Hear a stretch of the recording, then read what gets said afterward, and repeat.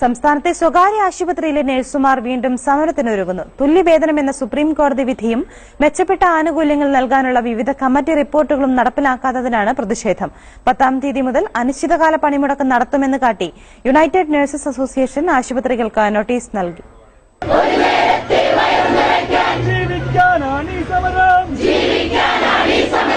United nurses അസോസിയേഷന്റെ നേതൃത്വത്തിലാണ് സംസ്ഥാനത്തെ സ്വകാര്യ ആശുപത്രികളിലെ നഴ്സുമാർ സമരം പ്രഖ്യാപിച്ചിരിക്കുന്നത്. സ്വകാര്യ ആശുപത്രിയിലെ നഴ്സുമാർക്കും സർക്കാർ ആശുപത്രിയിൽ നിന്ന് തുല്യമായ വേതനം നൽകണമെന്ന സുപ്രീം കോടതി വിധി ഇതുവരെ നടപ്പാക്കിയിട്ടില്ല. പ്രതിദിനം 350 രൂപയാണ് ഇപ്പോഴും നൽകുന്നത്. വിധി നടപ്പിലാക്കി ദിവസവേതനം 1000 രൂപയാക്കി വർദ്ധിപ്പിക്കണമെന്നതാണ് പ്രധാന ആവശ്യം.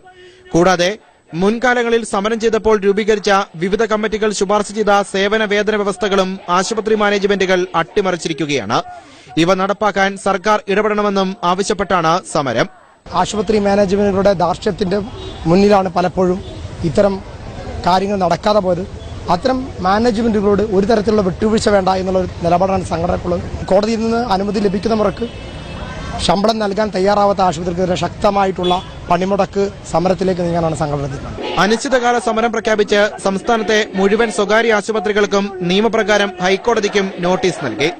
സമരം മുന്നോടിയായി വിവിധ ജില്ലകളിൽ പ്രതിഷേധ പ്രകടനങ്ങളും ആരംഭിച്ചു. എന്നാൽ ഉടൻ തന്നെ മാനേജ്മെന്റും നഴ്സുമാരുടെ സംഘടനയുമായി ചർച്ച വിളിക്കുമെന്ന് തൊഴിൽ വകുപ്പ് അറിയിച്ചു. മനോരമ ന്യൂസ്, തൃശൂർ.